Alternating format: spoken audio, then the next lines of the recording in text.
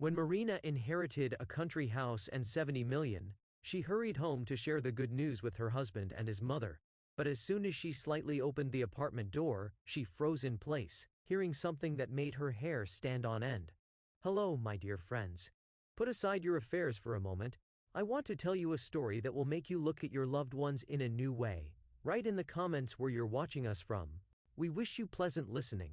Marina's life was divided into before and after the very moment she crossed the threshold of the notary's office in the old building on Leninsky Prospect.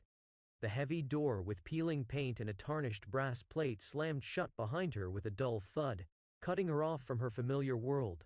The dim February light barely filtered through the dusty blinds, casting long strips of shadow across the walls lined with faded diplomas and certificates.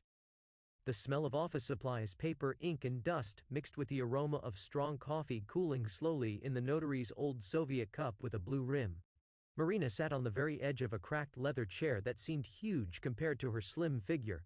With trembling fingers, she adjusted a strand of her fair hair that had slipped out of her simple hairstyle and instinctively pulled at the hem of her old coat, bought back in the early 2000s when she and Sergei had just married.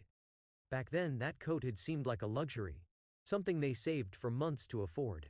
Now, 15 years later, the collar was worn, and the sleeves bore faint shiny patches. In the waiting room, an old heater buzzed softly, the same kind she remembered from her childhood, when the central heating in their 5-story apartment block often broke down. At the next desk, a secretary clicked away at the keys, filling out forms. The sound reminded Marina of her mother's old Moscow typewriter, on which she typed documents in the evenings to earn a little extra after her main job. So, you are Marina Alexeyevna Sokolova, the notary, a man of about 60 with a neat gray beard and attentive eyes behind Soviet horn-rimmed glasses, sorted through the papers, occasionally glancing at her. His long fingers with well-trimmed nails moved calmly and precisely, shifting documents and placing seals. A simple gold wedding band glinted on his right hand, just like her father's, who never took his off even when working in the garage. Yes, that's me, Marina nodded, her throat dry. She still didn't understand why she had been summoned. 2 days ago, she had received a call from the notary's office. A polite female voice informed her that she needed to appear regarding an inheritance from Zinaida Petrovna Kravchenko. Her first thought was, mistake, wrong number. Then she remembered the name, Aunt Zina, a distant relative on her mother's side, her grandmother's cousin, a tall, thin woman with a straight back and the stern look of a literature teacher. Though in fact she was a librarian in some provincial town, Pskov or Tver, Marina couldn't quite recall. As a child, Marina's mother had taken her to Aunt Zina's house a few times during summer holidays. She remembered the small, tidy cottage with a vegetable garden, the smell of apple pies, and a library that seemed enormous to her then. Zinaida Petrovna had given Marina access to books other children weren't allowed to touch, antique fairy tale editions with color illustrations, foreign classics, even some issues of Novi Mir with thaw-era novels. The last time Marina had seen Aunt Zina was 15 years ago at her grandmother's funeral. Then Aunt Zina had looked at her intently and said, "You have your mother's eyes, but your grandmother's character, you'll be strong."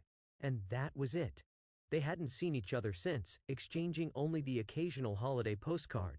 According to the will made 4 months ago, you, Marina Alexeyevna, are the sole heir of all her property. The notary raised his eyes from the documents and studied Marina. There was something like curiosity in his look. He was probably used to heirs showing impatience, greed, or brisk practicality. Marina felt only confusion and a vague sense of guilt, as if she was receiving something that didn't belong to her. But why me? We hardly kept in touch, Marina said nervously, clasping her hands on her knees. She had other relatives. My grandmother's niece's son, Igor, I think. He was at the funeral, always hanging around Aunt Zina, and surely her husband's side must have relatives too. The notary smiled faintly. There's a note in the will. Let me read it. I leave all my property to my niece Marina because in 30 years she never once asked me for money or came to visit with hints about inheritance, unlike the others. And also because she was the only one who called me when I broke my hip, just to ask how I was. Without offering help I never wanted, she simply called, like a family member. In our time, that's rare. A lump rose in Marina's throat. Indeed, she had called Aunt Zina 3 years ago, After her mother heard from an old acquaintance that she had been injured, Marina had just wanted to check in, without imposing or offering anything. Aunt Zena had been brief but thanked her, that was all. Who could have imagined such a simple gesture had meant so much? But what exactly did she leave me? Marina could hardly believe it was anything significant, probably that same little cottage with a vegetable garden, maybe some modest savings. That alone would ease things a little for her and Sergei. The notary checked the documents again. A country house on the shore of the Istra Reservoir, 240 square meters, with a 15-ar plot, fully furnished, with a 2-car garage and outbuildings. And financial assets of 70 million rubles deposited in Sberbank and VTB. Marina felt her heart stop, and then pound with double force. The room spun before her eyes, and she gripped the chair's armrest to keep from falling. 70 million. A sum she could not even imagine, a sum that would change her and Sergei's lives forever. Excuse me, but where would a librarian get that kind of money? The question slipped out before she could stop herself. The notary, clearly used to such reactions, explained. In the 1990s, Zinaida Petrovna invested wisely in several properties in Moscow. She was an enterprising woman despite her chosen profession. Her husband, Viktor Mikhailovich, worked at the USSR Ministry of Foreign Trade, and they already had some savings. During privatization, they acted quickly, bought real estate, and rented it out. After his death, she continued managing the assets. She lived modestly, but her capital grew. Marina remembered Aunt Zena's old-fashioned dress at her grandmother's funeral, her worn faux leather handbag, her plain low-heeled shoes. Who could have guessed that this woman was a millionaire? And the relatives, do they know about the will? Marina asked, suddenly anxious. She thought of Igor, the plump man with greedy eyes, always asking Aunt Zena about her life, offering to help with chores, not so subtly hinting that his children were worthy heirs. Zinaida Petrovna made a closed will, the notary replied. No one knew its contents until her death. But information about the inheritance process is public, so you should be prepared for relatives to show up. Marina nodded. Strange. Instead of joy over sudden wealth, she felt uneasy. How would Sergei react? And his mother, Nina Mikhailovna, who always looked at Marina with thinly veiled disdain, convinced that her son deserved a better match? How would their relationships change now that Marina had suddenly become a wealthy woman? When will they would finally be able to renovate their old 2-room Khrushchevka apartment, something they had been talking about for 5 years? They could buy a new car to replace their worn-out Lada. Sergei had always dreamed of starting his own business, but he never had the initial capital. And at last, they could afford expensive infertility treatments. The absence of children had made Marina feel incomplete all these years, especially under the piercing gaze of her mother-in-law, who longed for grandchildren. All the formalities are already settled, the notary explained. Zinaida Petrovna took care of this in advance. She had an oncological illness and knew her time was short. That's why she arranged her will in such a way as to avoid a lengthy probate process. Here are the documents for the house.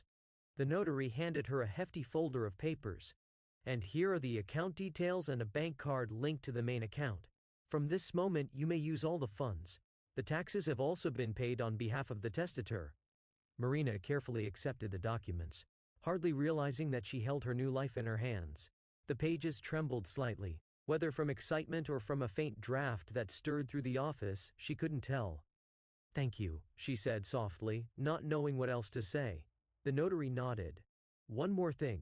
Zinaida Petrovna left you a letter. She asked me to hand it to you personally. He took a thick envelope sealed with wax from his desk drawer and handed it to Marina. She accepted it, feeling its weight. What could a woman she had barely known possibly have written to her? What final words did she want to leave behind? May I read it now? Marina asked. Of course, he replied. I'll leave you for a few minutes. He left the office, closing the door behind him. Marina carefully broke the wax seal and drew out several sheets filled with small, neat handwriting. Aunt Zena's handwriting, the same she remembered from the inscription in the Akhmatova book she had once given her as a wedding gift. My dear Marina, the letter began. If you are reading these lines, then I am no longer alive, and you have been informed of my will. I can imagine your surprise. It's not every day you inherit something from an old aunt you only saw a few times in your life. But, my dear, I have followed your life all these years. Your mother would sometimes call me, telling me about you, your studies, your marriage, your work. I know your life has not been easy. I know about your attempts to have a child, about the difficulties with your mother-in-law, about how you supported your husband when he started his business. You remind me of myself in my youth. Quiet, but with an inner strength. Only, unlike me, you chose the wrong man. Perhaps you'll be shocked, reading these words. Perhaps you'll even be angry at an old woman for her bluntness. But I've lived a long life and learned to see people through and through. The money I leave you is not just an inheritance. It is freedom. Freedom to choose, freedom to live as you wish, not as circumstances dictate. Use it wisely. The house on the Istra became my refuge in my last years. I hope it will become your place of strength as well. There, in the study on the second floor, you'll find my diary. Read it when you are ready. Be happy, my dear girl. And remember, sometimes loss becomes the beginning of a new, better life. Your Aunt Zena. Marina read the letter twice, trying to make sense of Aunt Zena's words about choosing the wrong man. What did she mean? Why was she so certain? And where did such insight come from? But those questions faded before the wave of emotions that overtook her. Marina felt tears running down her cheeks. Tears of gratitude to the woman who had so unexpectedly changed her fate. Tears of relief at the realization that years of financial hardship were finally behind her. Tears of hope for a new life. She remembered how, after her wedding, she had sent Aunt Zena a postcard thanking her for the modest gift, an old edition of Akhmatova. How she had called her when she learned about her broken hip. Simple, ordinary gestures of attention that had meant so much to a lonely elderly woman. By the time the notary returned, Marina had already placed the letter back into the envelope and tucked it into her purse. Her face was wet with tears, but her eyes shone with a new determination. "Do you have any further questions?" the notary asked. "No, thank you. You explained everything very clearly," Marina replied, rising from the chair and carefully pressing the folder of documents to her chest. "Then allow me to give you some advice," he said unexpectedly. "Don't rush to tell everyone about your inheritance. Sometimes great wealth changes people, and not only those who receive it but those around them as well." Marina nodded, feeling strangely grateful for this warning. It was as if he had voiced her own vague fears. Stepping out of the stuffy notary's office into the street, Marina took a deep breath of frosty February air. The wind rustled the bare, lilac bushes near the porch, but to her it felt like spring. For the first time in many years, hope blossomed in her soul, hope for a new life, full of possibilities.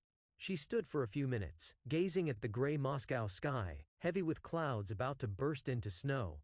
In her coat pocket her phone vibrated. Sergei was calling. Marina hesitated, then answered. "Where are you?" Her husband's voice sounded irritated.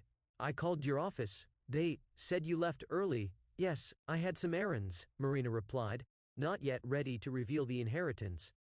The notary's words echoed in her head. "Don't rush to tell everyone about your inheritance. What errands? You never have anything but work and home." His voice betrayed poorly hidden irritation. "I'll stop by home and explain everything," Marina said, deciding that such news should be shared in person. "I need to tell you something. Something important." "Mom's here," Sergei muttered. "She brought your favorite cabbage pies." Marina nearly snorted. Favorite? She couldn't stand her mother-in-law's pies. Dry, with tough filling. Yet Nina Mikhailovna baked them every time she came over, always saying, "Eat, Marina, you need to gain weight. Otherwise, what kind of childbearing vessel are you?" And this, after 3 failed IVF attempts and a diagnosis of unexplained infertility.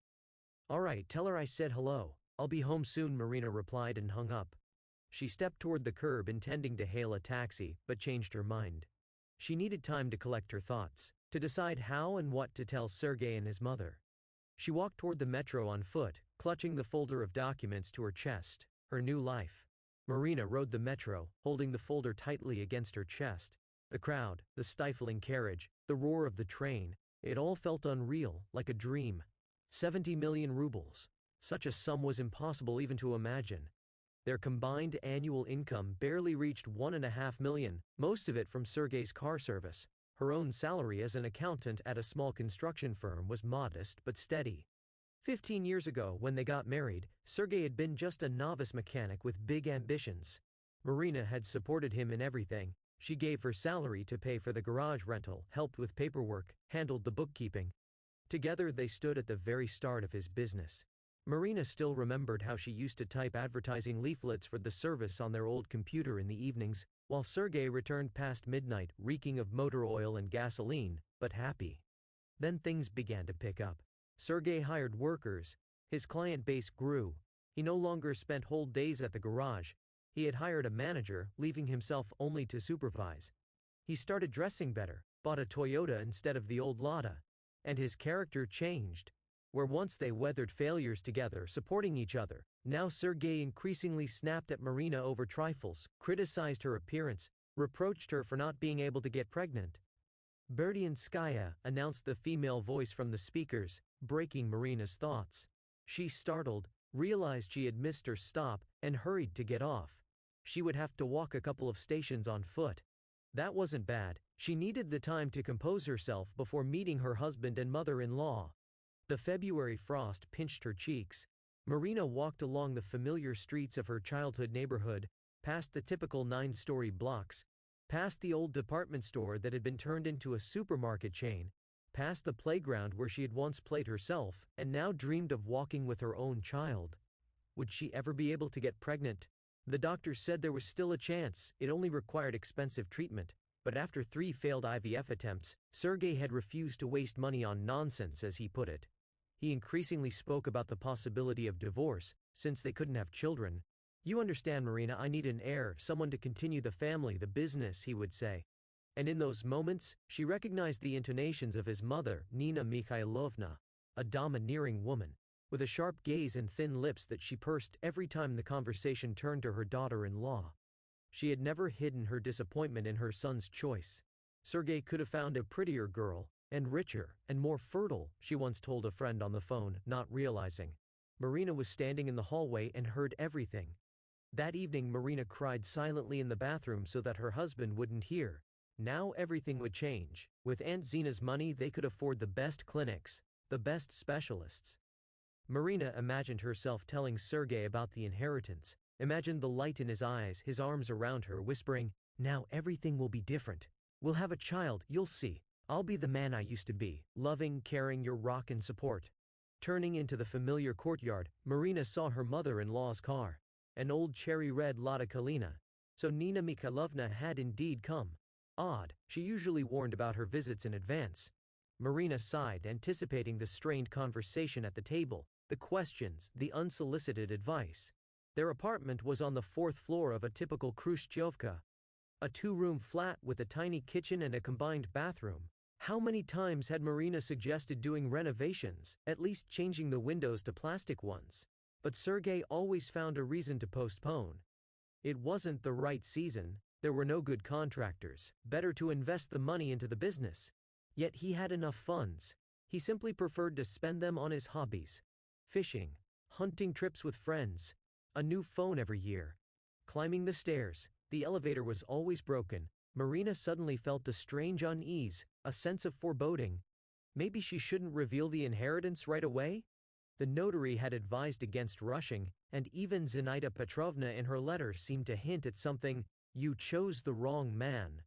That phrase echoed in her mind. How could Aunt Zina have known, and what had she meant? Marina stopped on the landing in front of her apartment, catching her breath after the climb. From behind the door came muffled voices, Sergey and Nina Mikhailovna. They were arguing about something.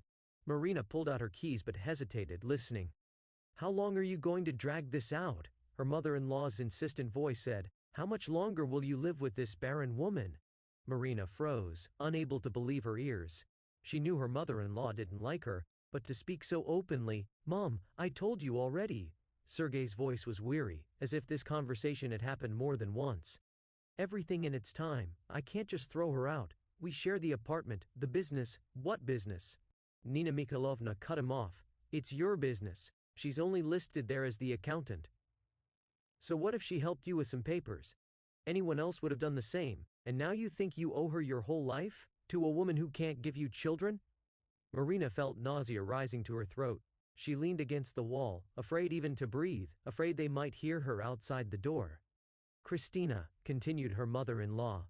"She's 10 years younger, beautiful, healthy, and most importantly, she wants children, lots of children. While this one only whines about her illnesses and expensive treatments.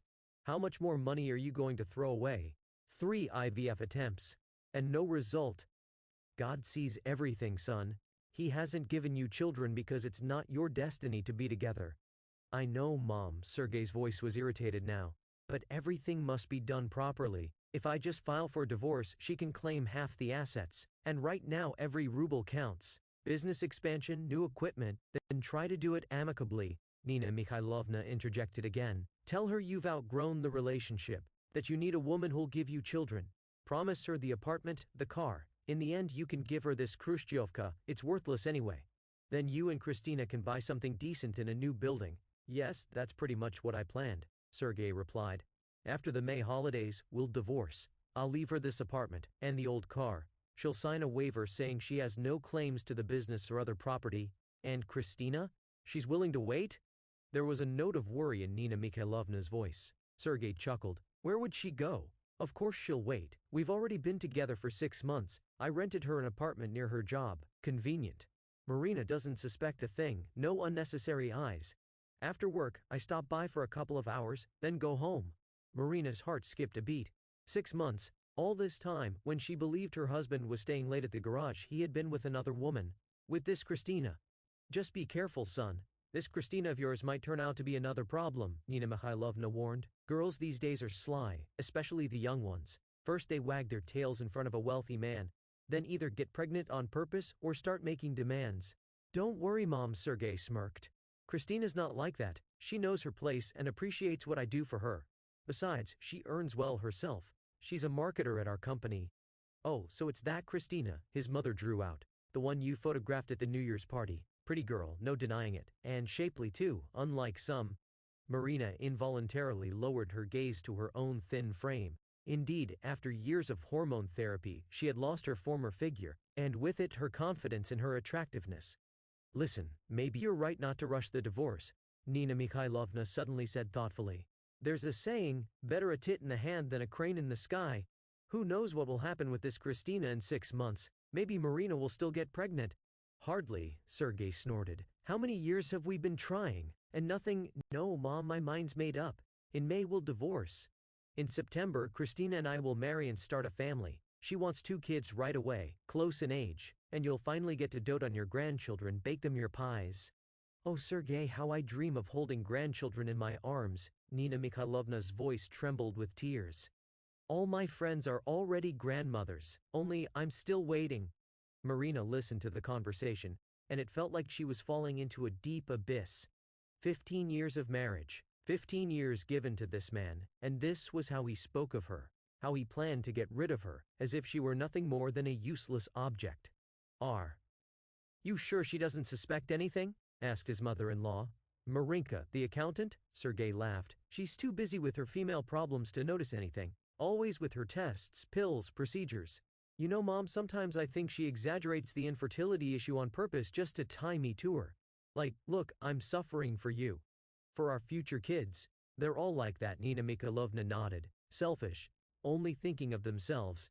And you, son, you're all worn out because of her. You've lost weight, look exhausted. And how could it be otherwise, when at home you're not greeted by a loving woman, but a walking encyclopedia of diseases? And her cooking, let's be honest, is nothing special. Not like my Kristinochka. Your Kristinochka? Sergei repeated with a laugh. What?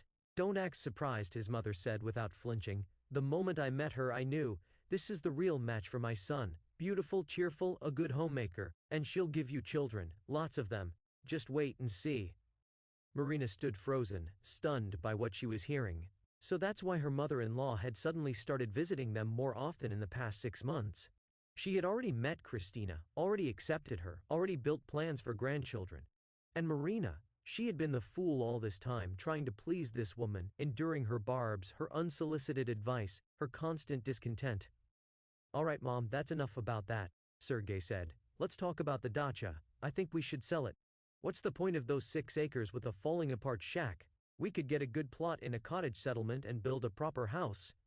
Marina quietly stepped away from the door. She needed to think. She needed to decide what to do next.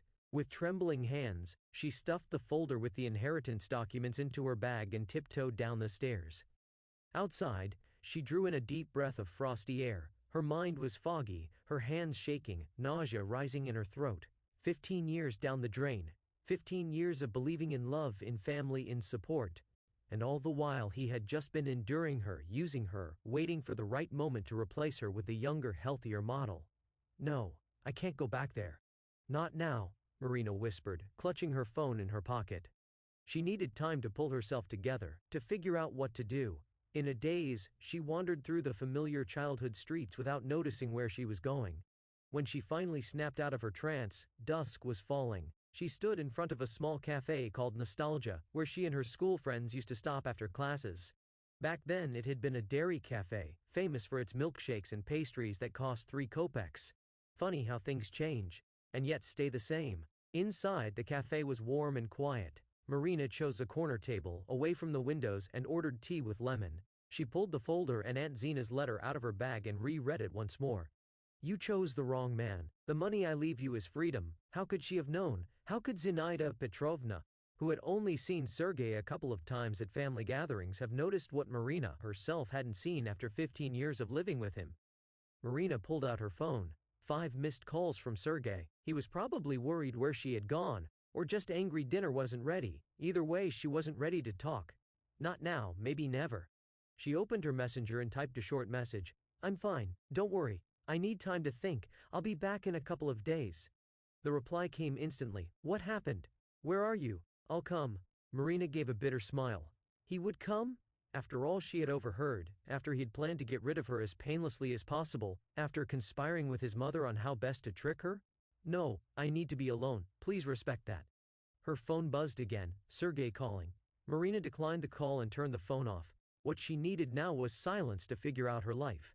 For the first time in years she felt a strange relief, as though a heavy burden had been lifted from her shoulders. She had always blamed herself for their marital problems. Not pretty enough, not healthy enough, not a good enough housekeeper. But it turned out, the problem wasn't her at all. More tea? Asked the waitress, a woman in her 50s with a tired but kind face, pausing at her table. Yes, please, Marina nodded. And could you tell me where the nearest hotel is? The cheap Hotel Zaria on the next street was exactly what one would expect from a 2-star district establishment. Clean but hopelessly outdated. A gray carpet worn down to threads, a dark wooden reception desk staffed by a woman with a high bouffant hairstyle still popular in the 80s, a yellowed in-tourist poster of Moscow on the wall, and a faded breakfast schedule. Marina couldn't help but recall the sanatorium in Essentuki, where her mother had taken her as a child. Passport, please. The receptionist tore herself from a gossip magazine and peered at Marina over heavy glasses. Marina handed over her documents, acutely aware of the unreality of it all. Just that morning, she had been plain Marina Sokolova, an accountant with an unsuccessful personal life and health issues. Now, who was she? A betrayed wife, a millionaire, a woman standing at a crossroads. How many nights? The receptionist asked, filling out the registration card. 3 nights, please, Marina replied. She needed time to think, to decide her next move. That'll be 3,600 rubles. Marina automatically reached for her wallet. 3,600. Once upon a time she would have hesitated before spending that much on a hotel. But now? Now she had 70 million, a figure her mind still refused to fully grasp. Her room on the 3rd floor was small but clean. A narrow bed with a faded bedspread, a desk with a lamp, a TV bolted to the wall, a wardrobe with a mirrored door. In the bathroom, clean tiles, sparkling white fixtures, and neatly folded towels, crisp and stiff. Marina sat on the edge of the bed without even taking off her coat. She shivered, though the room was warm. The day's events refused to fit into her head. Inheritance, betrayal, shattered future plans. Too much for one day. She pulled out her phone and turned it on. 10 missed calls from Sergei. 3 messages. Where are you? Why aren't you answering? This isn't funny. We're worried. So Nina Mikhailovna was still with him. What were they talking about now? Probably still plotting how to get rid of the barren wife. Marina muted the phone and set it on the nightstand. Then she slowly hung up her coat, took out the inheritance documents and opened Aunt Zena's letter again. The house in Nostra was my refuge these last years. I hope it becomes your place of strength too. In the upstairs study, you'll find my diary. Maybe she should have gone there right away. No. First, she needed to deal with the immediate problems. Divorce. The word no longer caused panic or despair. If anything, it felt like relief. 15 years wasted on a man who had planned to discard her like useless trash. 15 years of self-delusion. Marina went into the bathroom, turned on the shower, and stood under the hot water for a long time, as though washing away not just physical fatigue, but the emotional burden of all those years. The water ran down her thin body, carrying away the tears she finally allowed herself to shed. Wrapped in the hotel's stiff towel, she stepped back into the room. Her phone was blinking on the nightstand. A new message from Sergey: "If you don't answer within an hour, I'll call the police." Marina smirked. Was he worried? Or just angry that she had disrupted the usual order of things? Either way, she needed to reply. She didn't want unnecessary trouble with the police. "I'm fine. I'm at a hotel. I need time to think about us. Don't look for me. I'll contact you in a few days." The answer came instantly. "Which hotel? I'll come." "No," Marina replied firmly. "I need to be alone. Please respect that." "What happened? Did you find out something? Did someone fill your head with nonsense?" Marina didn't reply. She knew this tactic well. If Sergey was caught in a lie, he would go on the offensive, accusing the other of imagined sins, classic manipulation. And she wasn't going to fall for it again. Changing into her nightgown, thankfully she always carried spare underwear and a toothbrush in her bag, Marina finally felt a sense of quiet resolve settle over her. Out of habit, one left over from the years when she often traveled on business trips, Marina lay down in bed. But sleep wouldn't come. Fragments of the day's conversations, memories and plans for the future spun in her head. 70 million rubles. What was she going to do with them? Once, Marina had dreamed of her own business, a small cozy cafe with homemade pastries, like the ones her grandmother used to talk about, remembering her youth in post-war Moscow. But Sergey had always brushed those plans aside. Nonsense. In a crisis, you'll go bankrupt in the first month. And she had believed him, because he was the businessman. He knew what he was talking about. She was just an accountant, used to counting other people's money. But then a thought came so unexpectedly that Marina even sat up in bed. What if she opened not just a cafe, but a whole chain, or a fine dining restaurant, or invested in real estate, like Aunt Zina had once done? The possibilities were endless. But first she had to deal with her marriage, which had turned into a mere fiction. Marina picked up her phone and opened the browser. How to file for divorce, she typed into the search bar. Dozens of law firms offered their services. Marina methodically opened each site, read the terms, and skimmed through client reviews. She needed the best lawyer, the one who could help her break free with minimal losses. Losses? She gave a bitter smile. What could she possibly lose, when everything she truly valued had already been taken from her? Her trust, her love, her belief in the future. No. Now it wasn't about minimizing losses, it was about reclaiming what was rightfully hers. Her share of the business she had started with Sergey, her years invested in his work, her dignity. By 3 in the morning, Marina had drawn up a list of questions for the lawyer and a rough action plan. First, she needed to find out how their jointly acquired property would be divided. Second, to understand her rights to a share of Sergey's business. Third, to assess the prospects for splitting their apartment, car, and other assets. She didn't want revenge, that would be petty. She just wanted justice. And more importantly, she wanted freedom. Freedom from toxic relationships, from lies, from the suffocating need to live up to someone else's expectations. By dawn, Marina finally drifted off to sleep, curled up on the narrow hotel bed. She dreamed of Aunt Zina, not as the stern, reserved woman she remembered from childhood, but smiling warmly, her gaze kind, holding out her hand as if inviting Marina to follow her. She woke to a knock at the door. A maid had brought breakfast, included in the room price, simple but hearty, an omelet, sausages, toast, tea. To Marina's surprise, she realized she was hungry. For the first time in ages, she ate with appetite, without thinking of calories, her figure, or what her mother-in-law would say if she noticed an extra kilogram. After breakfast, she showered, dressed, and stepped out of the room with determination. The day promised to be busy. She had to meet with the lawyer, visit the bank where Aunt Zina's account was held, and then drive out to Istra to see the house that was now hers. The law office she chose, after carefully studying reviews, was in a modern business center near Taganka, a spacious office with panoramic windows, a reception desk manned by a friendly young woman, a conference room where attorneys met with clients. Everything spoke of a firm in its prime. Her lawyer, Elena Viktorovna, was a woman of about 50, with a piercing gaze and confident manners.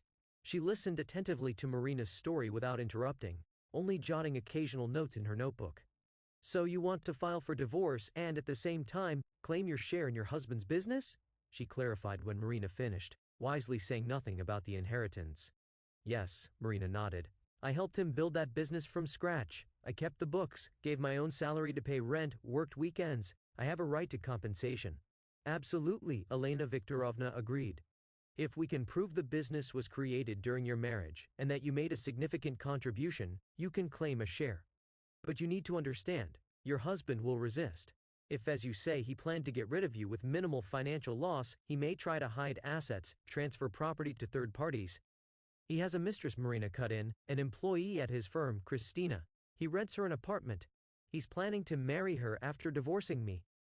Elena Viktorovna nodded. That's important. We can use it as leverage in negotiations. Most businessmen don't want their personal lives becoming public knowledge, especially when unflattering details are involved.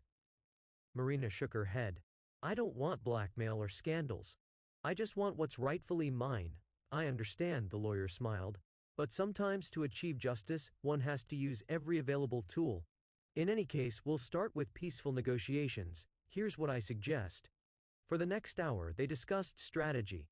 Marina listened closely, asked questions, took notes. For the first time in years, she felt in control, making decisions based on her own interests, not to please her husband or mother-in-law. And one more thing, said Elena Viktorovna as they parted. Don't rush to tell your husband about your plans. The longer he remains unaware of your strategy, the better for us. Marina nodded. She had no intention of revealing her hand. Let Sergei think she had simply taken a break to reflect on their marriage. Let him believe he could still manipulate her as always. He was in for a big surprise. The next stop was the bank. Marina's heart pounded as she stepped through the heavy glass doors with the Sberbank logo. Knowing about the inheritance was one thing. Seeing the money in her account, quite another. Good afternoon, I'd like to check the balance on this account, she said to the manager, handing over the card issued by the notary. I recently received an inheritance. Of course, the young woman smiled. Please, have a seat. Your passport, please. Marina handed over her documents, holding her breath as the manager entered the details into the system. The seconds dragged unbearably. All right, the manager finally said, glancing at the screen. You have a savings plus deposit with monthly interest capitalization. Current balance, 43,600,000 rubles. You also have an account at VTB, balance 26,400,000 rubles. Please note, the Savings Plus account has withdrawal restrictions. Marina nodded, trying to take it in. 70 million rubles, real money, on real accounts, her money. The manager went on explaining deposit types, interest rates, investment opportunities. With this amount you could significantly increase returns if managed properly. I'd recommend consulting with our financial advisor. Yes, of course, Marina answered automatically. I'll definitely make an appointment. But first, I'd like to withdraw a small amount for current expenses. She left the bank with 200,000 rubles in her bag. A sum that, only yesterday, would have seemed enormous. Today, it was just a small fraction of her fortune. A strange lightheadedness overtook her. Everything still felt unreal, as if she had stepped into someone else's life, someone else's story. But her next step was very real indeed. A trip to Istra, to Aunt Zina's house. Now her house. Marina hailed a taxi and gave the address listed in the documents. The driver, an older man with a thick gray beard, whistled. Istra? About an hour and a half if no traffic. Nice area, very upscale. Got a dacha there? Yes, Marina said, still getting used to her new reality. A house on the reservoir. As they drove beyond Moscow's limits, Marina gazed out the window at the passing landscapes and thought about how dramatically her life had changed in just one day.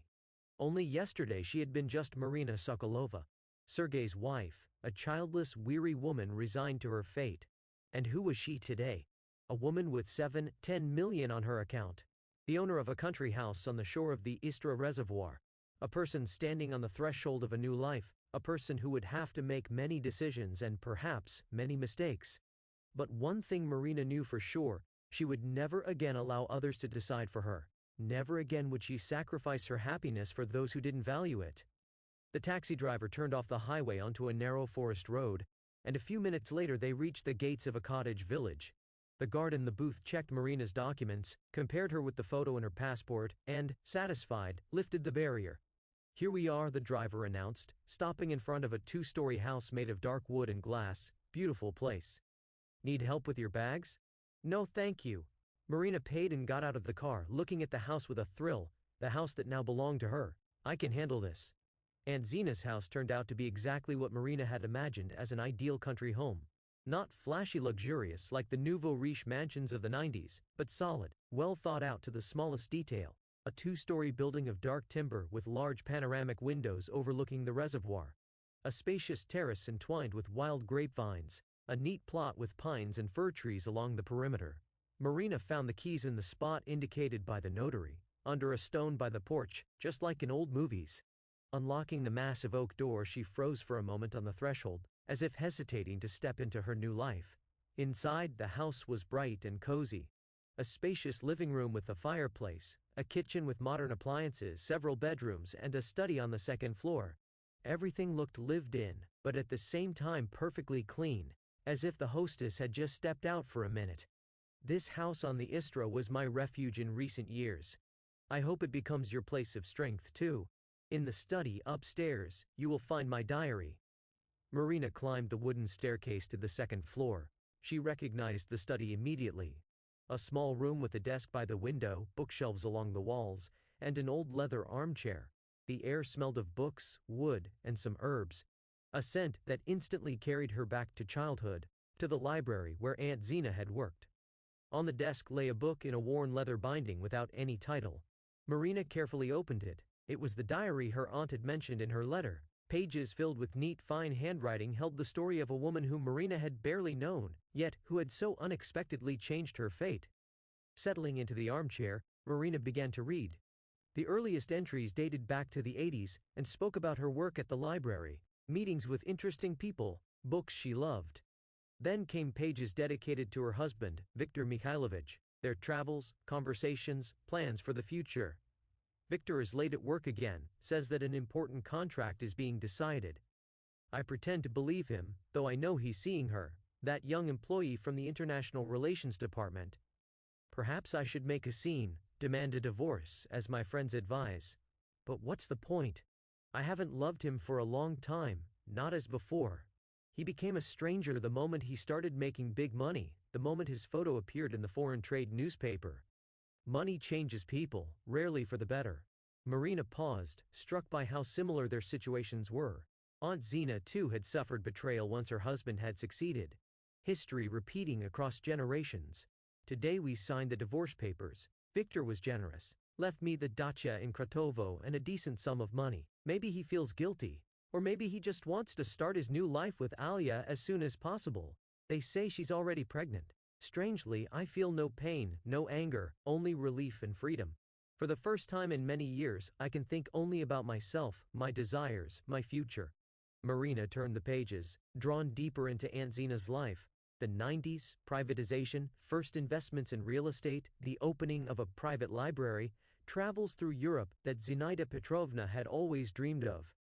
Today I learned Viktor is seriously ill, pancreatic cancer, the prognosis grim. Visited him at the hospital. He looks older, gaunt, yet still the same arrogance in his eyes. He told me Alia left him 2 years ago, taking their son. Traded me for a young businessman, he said bitterly. I didn't remind him that he once did the same to me. What's the point? Life has put everything in its place.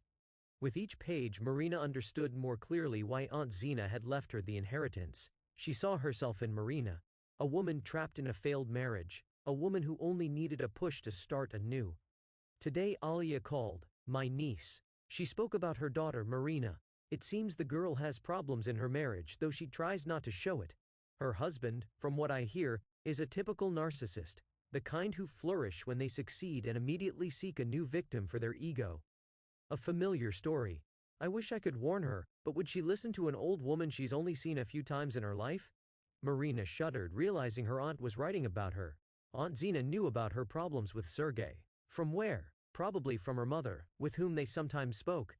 Doctors say I have only a few months left. I'm not afraid of death. I'm afraid of not finishing what I must. Today I wrote my will. I leave everything to Marina. Money won't make her happy, but it will give her freedom of choice. And that is the most valuable thing a person can have. The last entry was dated only 2 months ago. I grow weaker each day, but I've done the most important thing. Secured Marina's future, given her a chance for a new life. I hope she uses it. I hope she understands that money is not the goal but only a means to be free, to be yourself, to live the life you choose, not the one imposed by others. Marina closed the diary, tears streaming down her cheeks. This almost stranger woman had understood her better than she herself did, had seen her problems, empathized with her, and ultimately did everything to help her, even after death. Wiping her tears, Marina walked to the window. The view of the Istra reservoir was breathtaking, the water surface surrounded by forest, a light haze over the water, a lone boat in the distance, the perfect place to start anew. Her thoughts were interrupted by the ring of her phone. Sergey. Marina hesitated, then answered. Where are you? Her husband's voice sounded worried, yet with a note of irritation. He wasn't used to his plans being disrupted. In a safe place, she replied calmly. Don't worry, I'm fine. What's going on, Marina? His tone grew more insistent. You didn't come home last night, you're not answering my calls. Mom is worried. Mom is worried. Marina couldn't help but smirk. Nina Mikhailovna, who just yesterday had discussed with her son how best to get rid of his wife, was suddenly concerned about her well-being. Sergey, we need to talk, said Marina, surprised at her own composure. But not now. I need time to gather my thoughts. I'll reach out in a couple of days. What kind of nonsense is this? Sergey's irritation was growing. If you have complaints, let's discuss them like adults. Come home, we'll talk. Not now, Marina repeated firmly. And please don't call me every hour. I already said I'm fine. This is because of IVF, isn't it? His voice suddenly turned ingratiating. Listen, I overreacted back then. If you really want to try again, we can talk about it. No, it's not about IVF, Marina cut him off. It's about many other things. But let's discuss it later. Right now, I need to be alone. Without waiting for a reply, she ended the call. Strangely, the conversation with Sergey stirred neither anger nor resentment in her. Only a faint sadness about what could have been but never was. Their marriage had died long ago, she just hadn't wanted to admit it.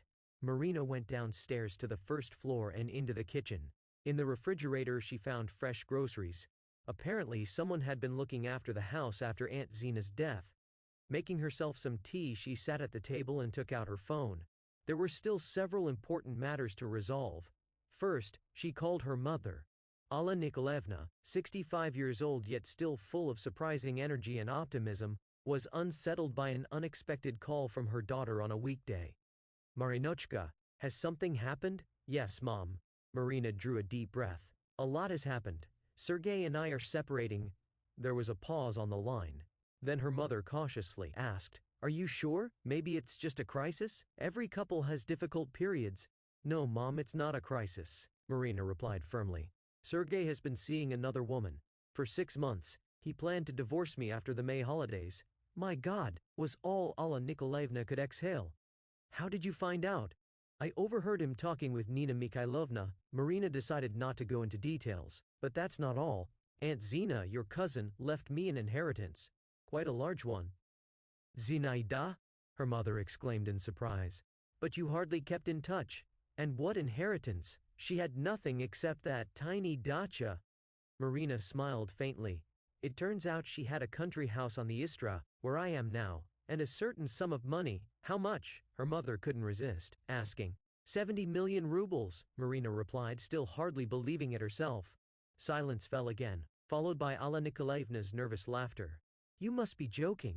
70 million? Zinaida? I'm not joking, Mom. She had a business connected with real estate. She lived modestly but invested wisely. Incredible, her mother murmured. And she left it all to you. But why? Marina smiled. In her will she wrote, because in 30 years I never once asked her for money, nor imposed myself as a guest with hints about inheritance. Unlike other relatives. My God. Alla Nikolaevna was clearly shaken. And what will you do now, with Sergey, with the inheritance? With Sergey it's clear, divorce, Marina answered. As for the inheritance, I haven't decided yet. Maybe I'll start a business, maybe travel, or maybe just live here on the Istra and enjoy the peace. And what about children? Her mother asked gently. You've always wanted them. I'll continue the treatment, Marina said firmly. Now I can afford the best specialists, and if it doesn't work out to have my own, I can adopt. The main thing is that now I can make decisions myself, without looking back at my husband or mother-in-law. After talking with her mother, Marina felt a surge of energy. So many plans, so many opportunities. For the first time in many years she could think about the future without fear. without anxiety, without worrying about money or fitting into others' expectations. She stepped out onto the terrace and inhaled the fresh forest air deeply. Life was just beginning, a life where she herself would be the mistress of her destiny. Her phone buzzed again, a message from Sergey. "I'll still be waiting for you at home, we need to talk." Marina smiled. Talk? Yes, there was much to discuss. But now it would be a very different conversation, not the one Sergey expected. A conversation between two equals, one of whom no longer depended on the other, neither financially nor emotionally. She didn't reply to the message. Instead, she dialed the number of her lawyer, Elena Viktorovna. "I have some additional information for our case," Marina said when she answered. "When can we meet? Would tomorrow at 10 a.m. suit you?" Elena asked briskly. "Perfect," Marina replied. "See you tomorrow." The night in Aunt Zena's house turned out unexpectedly calm for Marina. For the first time in a long while she slept deeply and dreamlessly, as if she had shrugged off years of burdens and obligations. She woke up to a sunbeam breaking through the half-drawn curtains, and for a few minutes simply lay there enjoying the silence broken only by birdsong outside the window. Her meeting with the lawyer was scheduled for 10, which meant she still had time for an unhurried breakfast and the drive to Moscow. Marina went down to the kitchen, made herself an omelet with tomatoes and freshly brewed coffee. Simple actions that she used to perform on autopilot in a rush now brought unexpected pleasure. No one was hurrying her, criticizing her, reminding her of unpaid bills or unfinished chores. After breakfast, she walked through the house again, carefully taking in every detail of the interior, every item that carried memories of Aunt Zena. Books on the shelves, mostly classics and historical novels. A few antique porcelain figurines on the mantel, old black and white photographs in frames. On one of them, a young Aunt Zena stood at the entrance of a library, proudly holding a set of keys. Probably the day she became head librarian. She didn't want to leave, but the meeting with the lawyer was an important step toward her new life. Marina ordered a taxi, and an hour and a half later entered a modern office building on Taganka. Elena Viktorovna greeted her with a professional smile and led her into her office, where documents necessary for the divorce proceedings were already laid out. "So, what additional information did you want to tell me?" the lawyer asked once they sat down. Marina drew a deep breath and told her about the inheritance. Elena listened attentively, making notes in her notebook. "This significantly changes the case," she said when Marina finished. "Now you have financial leverage against your husband, but it also increases the risk that he'll try to claim part of your inheritance during the divorce." "But is that even possible?" Marina asked anxiously. "I inherited it while still married. An inheritance is considered personal property and is not subject to division in divorce," Elena reassured her. "But if you use those funds to acquire joint property or pay off shared debts, then the situation could change. That's why I strongly advise you, until the divorce is finalized, not to make any large purchases, not to open joint accounts, and generally to keep information about the inheritance secret from your husband." Marina nodded. That was exactly what she had already planned to do. "Now, about divorce strategy," the lawyer continued. "We have two options: amicable settlement or court proceedings. In the first, you and your husband agree on property division yourselves. In the second, the court decides, taking into account the circumstances, his infidelity, his plans to deceive you. I would recommend the second option." "I'd prefer to avoid litigation," Marina admitted. "It's long, it's public. And now that I have a financial cushion, I could agree to less favorable terms." Elena shook her head. "That's your choice. But I wouldn't advise concessions. Your husband doesn't deserve such generosity. And it's not only about money, it's about justice. You gave 15 years of your life to this marriage, supported him when he started his business, endured his mother. You deserve compensation." Marina hesitated. The lawyer was right. Sergey didn't deserve leniency, yet an inner voice told her that a drawn-out war over property would only bring new suffering and delay the start of her new life. "Let's do this," she suggested. "You prepare the divorce papers, and in the meantime I'll try to talk to Sergey. Maybe when he sees the official documents, he'll be more willing to compromise." "Fine," Elena agreed. "But remember, your husband will likely use every possible tactic, from blackmail to manipulation. Be prepared." Leaving the lawyer's office, Marina decided not to return straight to the Istra. She needed to stop by home, collect some things and documents. Sergey should be at work at this time, so a meeting could be avoided. The neighborhood where they had lived for the past 10 years greeted her with its familiar noise and bustle. Standard high-rise buildings, shops on the ground floors, a children's playground where Marina often stopped. watching the kids play and dreaming of her own child. Now it all stirred a strange feeling of detachment in her, as if she were looking at someone else's life, someone else's memories. Climbing the stairs to her apartment, Marina felt a twinge of nervousness. What if Sergei was home? What would she say to him? Was she ready for that conversation? But the apartment greeted her with silence. Sergei really was at work, and her mother-in-law had apparently gone to her own place. Marina quickly gathered the essentials: clothes, cosmetics, documents, laptop, a few keepsakes. Everything else could be collected later, once things became clearer. At the door, she paused, casting one last glance at the apartment where she had spent so many years.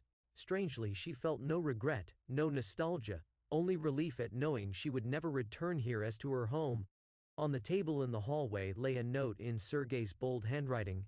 "Marina, we need to talk. This is some kind of misunderstanding. Call me when you get back." A misunderstanding. Marina gave a bitter smile. 15 years of marriage, turned into lies and betrayal, and he called it a misunderstanding. She crumpled the note and tossed it into the trash. No conversations, at least not for now. As she stepped out of the building, Marina ran into her neighbor, Vera Pavlovna, a pensioner who knew every tenant's secrets. "Marinochka," the woman exclaimed, "I was just about to come see you. There's something, I don't even know if I should say." "What happened, Vera Pavlovna?" Marina asked, bracing herself for unpleasant news. "Well, yesterday, when you disappeared somewhere, your Sergei came with some young lady," the neighbor said, lowering her voice. "A dolled-up blonde in high heels. And would you believe, she was inspecting your apartment? I was right on the landing, heard everything. She said, 'Here we'll knock down the wall, and here we'll redo the layout.'" And Sergei to her, "Anything you want, sunshine. I thought maybe you were selling the place? Hired a designer?" Marina felt nausea rise in her throat. Sergei had brought Christina into their apartment, showing her around, discussing renovations, while at the same time calling Marina, pretending to worry about her. "Thank you, Vera Pavlovna," she said dryly. "That's very useful information. Don't worry too much," the woman said awkwardly, patting her shoulder. "Men, they're all the same. My late Petya also strayed sometimes, but he always came back to his borscht, to his home. Yours will come to his senses too." Marina barely restrained herself from snapping back. Vera Pavlovna genuinely meant well. It was just that her notions of family had been shaped in another era, when women endured infidelity and humiliation for the sake of preserving a marriage. "I've already come to my senses, Vera Pavlovna," Marina said quietly. "And I'm not going to endure it anymore." In the taxi, she opened her messenger. Sergei was bombarding her with messages. "Where are you? Why aren't you answering? Let's meet and talk everything through. I'm worried." Marina hesitated. Part of her wanted to hurl the truth at him. His treachery, his plans to kick her out with minimal losses, his hypocrisy. But another part knew that any conversation with him now meant wasted nerves and emotions she no longer wanted to spend. Resolutely she typed, "I've taken my things, I'm filing for divorce, further communication through lawyers." The reply came instantly. "Are you out of your mind? What divorce? What lawyers? We've been together 15 years. 15 years, Marina answered, "of which the last year you've been cheating on me with Christina. And planning to dump me with minimal financial damage. I heard your conversation with your mother, Sergei. And not only that, Vera Pavlovna told me you brought your mistress into our apartment yesterday, showing her the place and discussing renovations. So let's drop the hypocrisy. You wanted a divorce. You'll get one." Right after, Sergei called. Marina declined the call. The phone kept vibrating, but she didn't look at the screen again. The conversation was over. From now on, only official procedures and communication through lawyers. Back at her aunt's house in Istra, Marina finally felt she could breathe freely. The place was truly becoming her refuge, just as Aunt Zina had foreseen.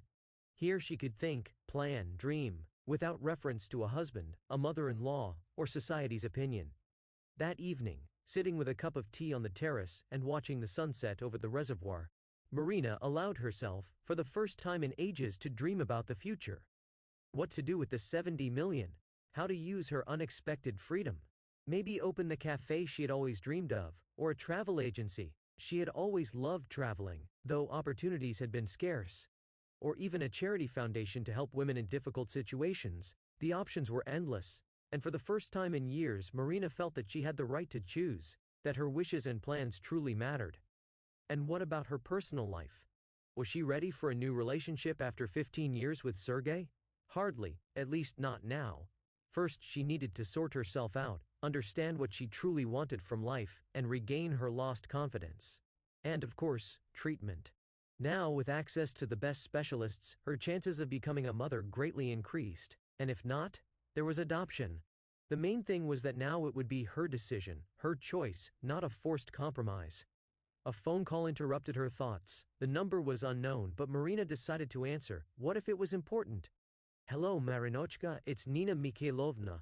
Her mother-in-law's voice sounded unusually soft, almost ingratiating. Marina tensed. What did this woman want? She who had always treated her with barely concealed disdain, who had plotted with her son about how best to get rid of the infertile wife. I'm listening, Nina Mikhailovna, she replied coldly. Daughter, what's happening? Sergei is beside himself. Says you're filing for divorce over some silly conversation you supposedly overheard. But it's all just a misunderstanding. We were only talking theoretically. Theoretically planning how to get rid of me with minimal losses? Marina cut her off, feeling anger rising inside. Theoretically discussing what a useless, barren, bad housekeeper I am? Theoretically rejoicing that Christina will give Sergei heirs and you'll finally become a grandmother? Marinochka, you misunderstood, Nina Mikhailovna stammered. We were just talking. You know how people sometimes talk, not seriously. And Christina's visit to our apartment, was that not serious either? The renovation talk, was that a joke? Silence fell on the line. Clearly Nina Mikhailovna hadn't expected her daughter-in-law to know about that. Marinochka, let's me talk it over, the older woman resumed. One woman to another. Sergei's just having a midlife crisis. All men go through it. He'll come to his senses, you'll see. And that girl, what can she give him besides a pretty face? It's just a passing fling. You two have been together so long, gone through so much. Marina listened in growing astonishment. Nina Mikhailovna, who only yesterday had been praising Christina and anticipating grandchildren from her, now dismissed her as some girl and claimed it was only temporary. What had changed? And then it struck Marina. Sergei must have been frightened by the prospect of divorce, not because he still had feelings for her, those were long gone, but because of possible financial losses. Dividing the business, the apartment, the car, far less convenient than quietly disposing of a wife as he had planned. So he had sent his mother to smooth things over, to bring the straying wife back into the fold. Nina Mikhailovna, Marina said calmly, I appreciate your concern, but my decision is final. Sergei and I are getting divorced. All further matters will be handled through lawyers. But why? Her mother-in-law's voice rose almost to hysteria. Over some silly fling? All men cheat. That's their nature. My late husband, may he rest in peace, I forgave him for far worse things. And you're tearing your family apart over such nonsense? I'm not the one destroying the family, Nina Mikhailovna, Marina replied firmly. Your son destroyed it himself when he decided he could treat me like an object to be thrown away once he was done with me. Goodbye. She ended the call and switched off her phone. Enough talk, enough explanations. It was time to act. The next morning, Marina went to the bank for an investment consultation. The meeting with the financial advisor turned out to be helpful. He suggested several strategies for managing her capital, ranging from conservative to riskier but potentially more profitable. With this amount, you can receive a stable passive income without touching the principal, he explained, showing her charts and tables. With the right investments, that's about 340 to 400,000 rubles a month. Marina nodded, trying to process the numbers. 3 to 400,000 a month, several times more than her accountant's salary, and the money would come even if she did nothing. What if I want to start my own business, she asked. How much can I invest without putting the main capital at risk? The advisor thought for a moment. Given the size of your assets, you can safely allocate 5 to 10 million for a business project. It would be a kind of venture investment, higher risk, but with high potential returns.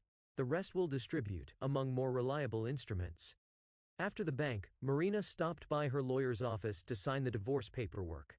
Elena Viktorovna greeted her with news. Your husband contacted me, she said. He's offering a settlement. You get the apartment and the car, he keeps the business, no court proceedings. Marina hesitated. The offer was tempting, a Khrushchev-era apartment and a used car in exchange for avoiding lengthy litigation. But was it fair? She had invested not only money but also years of her life into Sergei's business. And what do you think? She asked her lawyer. I think he's scared, Elena Viktorovna replied frankly. If it goes to court, you can claim half the business, which is worth far more than the apartment and car. But of course, the choice is yours. If you want to close this chapter quickly and start fresh, you could agree to his terms. Marina remained silent, weighing the pros and cons. On one hand, a prolonged divorce with asset division meant stress, time and energy she could spend on something more important. On the other, why should she compromise with a man who had planned to betray her? You know what? She finally said. I'll agree to his terms, but with one condition: he must pay me 5 million rubles in compensation for my contribution to the business. That's less than I could get through the courts, but enough for me to feel that justice has been served. Elena Viktorovna smiled. An excellent decision. I'll relay your proposal to his lawyer. 3 months later. The May morning was unusually warm. Marina sat on the terrace of her house on the Istra River, sipping freshly brewed coffee and browsing business emails on her laptop. On the table beside her lay 2 documents she had brought back from Moscow the day before: her divorce certificate from Sergei Sokolov and the purchase agreement for a commercial property in the city center. 2 papers, symbolizing the end of one life and the beginning of another. The divorce had gone surprisingly smoothly. When Sergei received Marina's proposal for 5 million in compensation, he was furious at first but quickly realized it was far better than endless court battles with unpredictable outcomes. Especially since Marina had proof of his infidelity and recordings of him discussing how to get rid of his wife without consequences. Nina Mikhailovna had called several more times, trying to talk sense into her daughter-in-law, but Marina stood firm. Eventually, the calls stopped. Apparently, her mother-in-law had accepted the new reality and shifted her attention to Christina, who, according to rumors, had already moved in with Sergei. By the end of April, all the formalities were settled. Marina received 5 million rubles in compensation, the Khrushchev apartment, and the used Toyota. She immediately put the apartment up for sale. Too many unpleasant memories were tied to that place. And why keep a typical 2-bedroom in a residential district when she now had a beautiful house by the reservoir? And yesterday, she took perhaps the most important step in her new life. She signed the purchase agreement for her future cafe. A small but cozy space on the ground floor of an old building near Chisty Prudi, with high ceilings, large windows, and a charming view of the boulevard. Exactly how she had imagined it during long evenings in the Khrushchev apartment, dreaming of her own place while listening to Sergei in the next room, discussing his auto repair business on the phone. Now, that dream was becoming a reality. Café Zinaida. Named after the aunt who had changed her destiny, it was set to open by the end of summer. The design project had already been ordered, suppliers found, and the menu drafted. Marina envisioned an atmospheric spot focused on homemade pastries based on old recipes she had discovered in Aunt Zina's notebooks.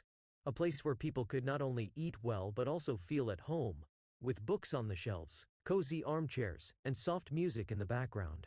Her phone buzzed on the table. A message from Katya, the interior designer she was working with. Good morning, I've brought the sketches, as agreed. Are you at Istra? I can come by around noon. Marina smiled and replied, yes, I'm home. I'll be waiting around noon. I'll also show you the antique sideboard I found in the attic. It'll fit the concept perfectly. She set the phone aside and took another sip of coffee, savoring the peace and quiet.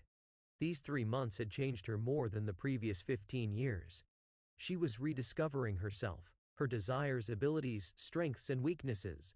For the first time in ages, she felt truly alive. Of course, it hadn't all been easy. There were days when she longed for her old life, not for Sergei or his mother, but for her former self, for the familiar routine, for the certainty. In such moments, Marina reread Aunt Zina's diary, finding comfort and support. What struck her most was an entry written after her aunt's own divorce. Today, for the first time in many years, I woke up feeling free. Not from Victor, but from my old self, from my fears, from the need to live up to someone else's expectations. Divorce is not the end of life, as many think. It's the beginning of a new chapter, a chance to rewrite your story. Those words had become Marina's personal motto. She truly was rewriting her story, without looking back, without fear of the future. And she was also continuing treatment for infertility. The new doctor, recommended by a friend, was optimistic. You have good chances, Marina Alexeyevna. Your problem is solvable. It just requires a more individual approach. That was another reason she chose to open a cafe, instead of plunging fully into business. The cafe allowed her to do something she loved, while still leaving enough time for herself, for treatment, for her new life. Marina rose from her chair and went inside. In the spacious living room hung a portrait of Aunt Zina. An enlarged, restored photograph of her in her prime, a strong, confident woman with a steady gaze and a faint smile. Sometimes Marina felt as though her aunt was watching her from the portrait, approving her choices and supporting her in difficult moments. The phone rang again. This time it was her mother, Alla Nikolaevna. "Good morning, Mommy," Marina answered, genuinely happy to hear her. Over these months they had grown much closer. At first her mother was shocked by the news of the divorce, but once she learned all the details, she fully supported her daughter, and later, she blossomed, watching Marina change, seeing color return to her life. "My good girl." Her mother's voice trembled with emotion. "You'll never believe who I ran into yesterday at the clinic." "And who was it?" Marina smiled, bracing herself for yet another story about former colleagues or old acquaintances her mother always seemed to bump into around town. "Nina Mikhailovna." Marina tensed. She preferred not to think about her mother-in-law, considering that chapter of her life firmly closed. "And how is she?" Marina asked, trying to keep her voice indifferent. "She looks 10 years older," her mother reported, not without a hint of schadenfreude. "And very nervous. Can you imagine? Christina left Sergei for some older, wealthier businessman. And your ex, they say, is in trouble. His auto repair shop is barely staying afloat. Clients are leaving, employees are quitting." Marina listened with mixed feelings. On the one hand, she didn't wish Sergei harm and took no joy in his misfortunes. On the other, there was a certain higher justice in the fact that Christina had done to him exactly what he had once planned to do to Marina. Life really did set everything in its place. "And you know what?" her mother continued. "Nina Mikhailovna came up to me. At first she pretended not to recognize me, then suddenly started chatting, asking about you, how you are, where you live, what you're doing. Of course I didn't say much, I only told her you're doing well, that you're happy." "Thank you, Mom," Marina said sincerely. She didn't want information about her new life reaching her ex-husband's family. It was pointless, and she even hinted that Sergei still loves you, that the divorce was a mistake. Alla Nikolaevna snorted. "I told her straight, too late to drink Borjomi when the kidneys have already failed. My daughter deserves better." Marina couldn't help but laugh. Her mother had always been blunt, often earning a reputation for rudeness. But now, Marina was grateful for that bluntness. "And how's the cafe coming along?" Her mother changed the subject. "Good," Marina replied. "Yesterday I signed the lease. Today the designer is bringing sketches. If everything goes to plan, we'll open by the end of summer." "I'm so proud of you, my daughter." Her mother's voice trembled.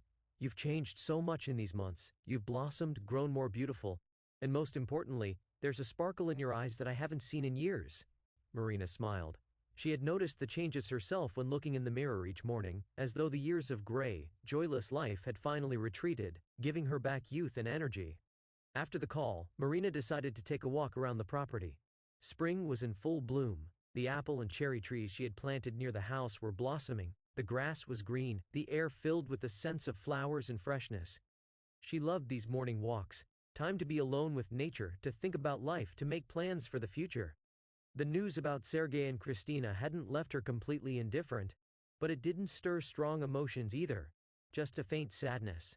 The realization that the man she had lived with for 15 years had turned out to be so weak, so dependent on others' opinions, first on his mother's, then on his young lover's. He had never learned to be himself, to make his own choices, to take responsibility for his life, unlike her. In these 3 months, Marina had learned more than in the previous 15 years.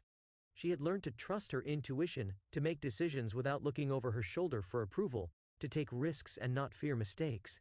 She had learned to value freedom and independence, but also not to be afraid to ask for help when she truly needed it. At the gate leading to the pier, Marina stopped. The morning sun danced on the water, creating intricate patterns. A light breeze stirred the leaves, carrying the sense of water and sun-warmed earth. How wonderful that Aunt Zina had chosen this place for her home. Here the soul could rest, here breathing came easy, here new ideas and plans were born.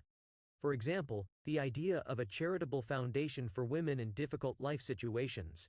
For those who, like she once had, saw no way out of toxic relationships because of financial dependence or fear of the future. Marina had already consulted lawyers about creating such a foundation. She wanted to help not just with money, but with advice, support, with the example of her own story. And another idea had taken root: to write a book about Aunt Zina, about herself, about how an unexpected turn of fate could change a life completely. She had already begun making notes, recording memories, copying quotes from her aunt's diary. Perhaps this story would help someone else find the strength to change their life for the better. Her phone buzzed in the pocket of her light dress. A message from her doctor. Marina Alexeyevna, the results of your latest tests are very encouraging. I think we can plan the procedure for next month. Please call when it's convenient to discuss the details. Marina read the message several times, tears streaming down her face, not from grief but from happiness, from hope, from the realization that life was moving forward and offering new possibilities. She would call the doctor later. For now, she just wanted to stand there by the water, savoring the moment and the fullness of life. That evening, after Katya left, having dropped off the agreed interior sketches for the future cafe, Marina settled into a chair on the terrace with a glass of wine and her laptop. She opened a file she had started a few weeks earlier, a kind of diary much like the one Aunt Zena had kept. Perhaps someday these notes too would become a source of guidance and support for someone. Today I realized that happiness is not the final destination, not the result of achieving certain goals, Marina wrote. Happiness is the journey itself. It is the ability to choose where and with whom to go. It is the freedom to be yourself, to make decisions, to make mistakes and to start over. It is the ability to appreciate what you have, without regretting what has been lost. 3 months ago, I thought my life was ruined. Today I know it is only beginning, and for this lesson I am grateful to everyone who has been part of my life. To those who loved me, and to those who betrayed me, to all who helped me become who I am today. But my special thanks go to you, Aunt Zena, for seeing in me what I couldn't see in myself, for giving me not just money, but the chance to choose my own destiny, for teaching me the most important thing: losing illusions is not a tragedy but a liberation, the start of a new, honest life. Marina saved the file and closed the laptop. In the west, the sunset burned out, painting the sky and the water in shades of pink and gold. Evening was falling, another evening in her new free life. A year later, the August evening was unusually warm. Café Zinaida at Chisty Prudy was packed despite it being a weekday. At the tables sat people of all ages, from students with laptops to elderly couples enjoying coffee and the cafe's signature pastries. The air was filled with the aromas of fresh baking, coffee, and vanilla. Marina stood at the bar, watching her small but well-coordinated team at work. The cafe, opened just a year ago, had quickly become popular among Muscovites. The secret of its success was simple: a home-like atmosphere, quality products, and a special attitude toward each guest. There were no accidental people here. Every employee, from waiters to chefs, shared Marina's philosophy: the cafe must feel like a second home, a place people would want to return to. Marina Alexeyevna, you have visitors, Lena, the floor manager, informed her, nodding toward the entrance. Marina turned and saw her mother, Alla Nikolaevna, holding the hand of a little girl about 4 years old. The fair-haired child with serious eyes looked around the cafe, as if carefully evaluating the interior. "Hello, my darlings." Marina hurried toward them, smiling broadly. "Grandma says you have the best ice cream in Moscow," the girl declared matter-of-factly, gazing up at Marina. "Sophia, say hello first," Alla Nikolaevna gently scolded, though it was clear she was suppressing laughter. Good afternoon, Marina Alexeyevna," the girl said solemnly, extending her tiny hand for a handshake. Marina crouched down to be at eye level with her. "Hello, Sophia. You can just call me Marina. And yes, we really do have the best ice cream, especially the strawberry. Do you want to try?" The little girl nodded eagerly, and Marina, taking her by the hand, led her to a special children's corner, equipped with small tables and chairs. Alla Nikolaevna followed them, watching this scene with tenderness. "How are you, Mom?" Marina asked once Sophia, fully absorbed in her promised ice cream, was no longer paying attention. "Everything's fine," replied Alla Nikolaevna. "I picked Sonia up early from kindergarten. We decided to drop by. She's been nagging all day that she wants to go to Aunt Marina's cafe." Marina smiled, looking at the girl. Sophia had come into her life 6 months earlier, a quiet, serious, far too grown-up for her age child from the orphanage Marina regularly visited with charitable aid from her New Chapter Foundation. The girl had immediately drawn Marina's attention. They quickly bonded, and soon Marina began the adoption process. It wasn't easy. For a single woman, even a well-off one, adoption approval was hard to obtain. But Marina's persistence, the support of her lawyer, Elena Viktorovna, and her impeccable reputation eventually paid off. 3 months ago, Sophia officially became her daughter. "How's the renovation of the nursery coming along?" asked Alla Nikolaevna. "Almost finished," Marina replied. Just need to hang the curtains and assemble the bookshelves. Everything should be ready this weekend. The nursery in the house by the Istra Reservoir was created with special love. Marina wanted Sophia to have her own bright, spacious space overlooking the water. Together they had chosen wallpaper with a fairy tale forest, eco-friendly furniture, toys and books. "And how's your book coming along?" her mother asked, sipping tea from an elegant porcelain cup. "Slowly but surely," Marina smiled. "The publisher says the manuscript is almost ready. I think by New Year it'll be in bookstores." The book Marina had started writing a year ago had turned into something bigger than just a story about Aunt Zena and the unexpected inheritance. It became a deep, philosophical narrative about the importance of staying true to oneself, about finding the strength to start over even when life seemed stuck in a dead end. A story that Marina hoped would help other women in similar situations. "By the way, you'll never guess who I ran into at the store yesterday," said Alla Nikolaevna, lowering her voice. "Sergei." Marina flinched. Her ex-husband's name no longer caused pain, but it was still unpleasant to hear about him. "How is he?" she asked, trying to sound indifferent. "Aged, worn out." Her mother shook her head. "No jacket, just some old t-shirt. It's clear things aren't going well. He greeted me, asked how you were. I told him everything's great. You've got your own business, a charitable foundation and a book coming out soon." "Mom, why?" Marina grimaced. She didn't want her ex knowing about her life, her success. Not out of malice or schadenfreude, simply because that chapter was closed, and she had no desire to reopen it. "What's the harm?" shrugged Alla Nikolaevna. "Let him know you managed perfectly without him, that his betrayal didn't break you, but made you stronger." Marina shook her head but didn't argue. Her mother had always been combative when it came to Sergei, defending her daughter's honor even when it wasn't necessary. "And he asked if it's true you adopted a child," Alla Nikolaevna continued. "Seems the rumors reached him. I said yes, you have a wonderful daughter now. He looked so strange. You know, I think he regrets losing you." "Mom, please?"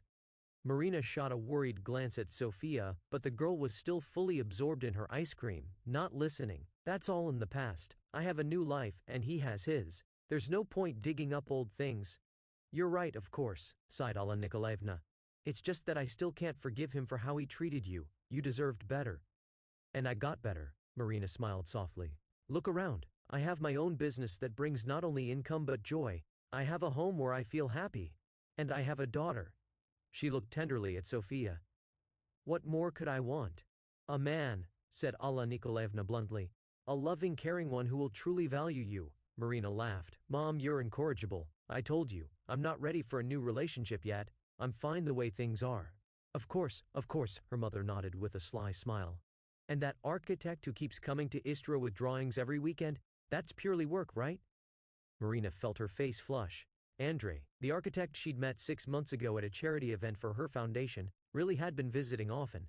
At first, to discuss the summer terrace project for the cafe. Later, just to bring books for Sophia, help with the nursery renovations, or host barbecues on the terrace. "We're just friends," Marina replied. But even to her own ears it sounded unconvincing. Of course," her mother repeated with the same sly smile. "And the way he looks at you like you're the eighth wonder of the world, that's just my imagination, right?" Marina shook her head but didn't argue. Her relationship with Andrei was indeed gradually moving beyond friendship, but she was in no hurry to define it. After everything she had been through, she needed time to learn to trust again, to open her heart. And Andrei understood. He was patient, attentive, never pressuring her. They simply enjoyed each other's company, slowly learning, getting used to one another. What would happen next, time would tell. "I've finished." Sophia proudly showed her empty ice cream bowl. "Can I have more?" "No, darling," Marina shook her head. "Remember what the doctor said? 1 serving a day, no more. But tomorrow you can choose another flavor." Sophia nodded seriously. Amazingly, she accepted rules and limits easily when they were explained logically and respectfully. Marina tried to be a strict but fair mother, remembering how she had suffered in childhood from her own parents' inconsistency. "And now, it's time to go," Marina said, checking the time. "We've got an important errand, need to buy paints and brushes." Sophia had decided she wanted to learn to draw. "Yes," the girl confirmed. "I'll be an artist, like Uncle Andrei." Marina smiled. Andrei really was a talented painter. She had seen his watercolors, hanging in his apartment.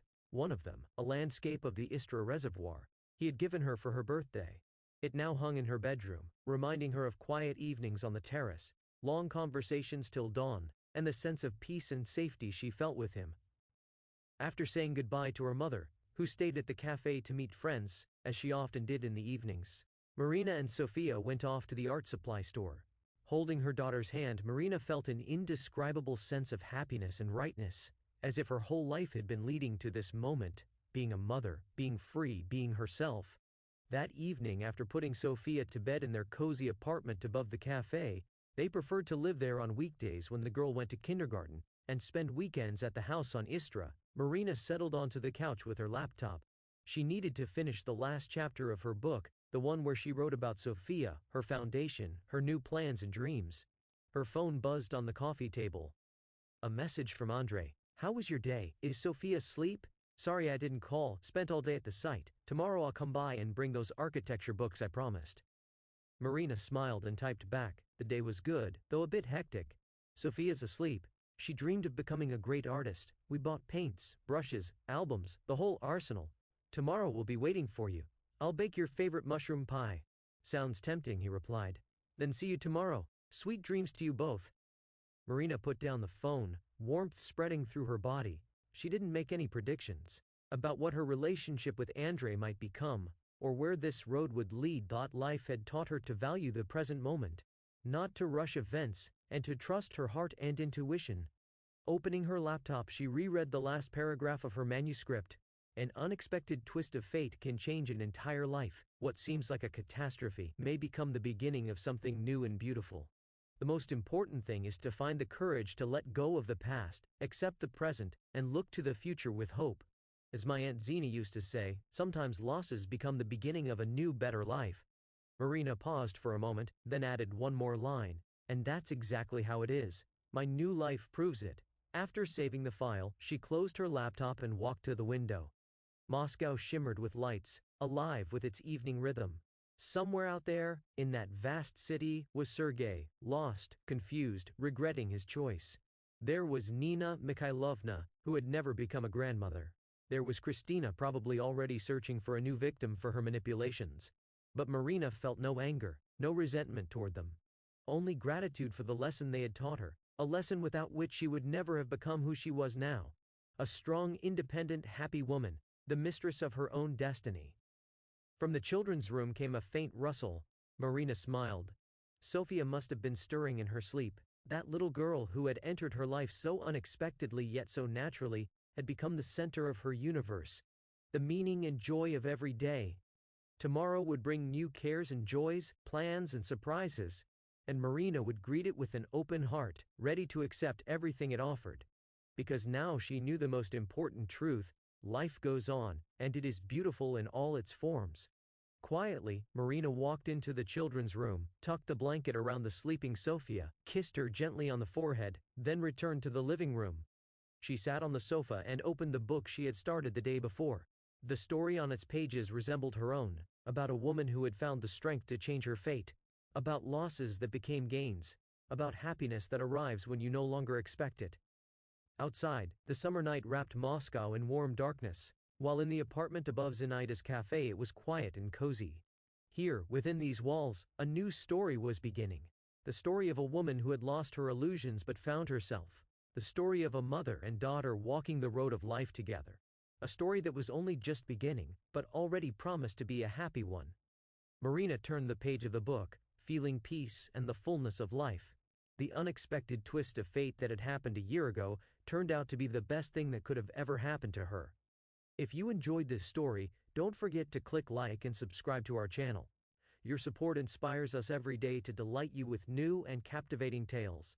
On the main screen, you can already find our next story. We wish you all the very best and happiness in life.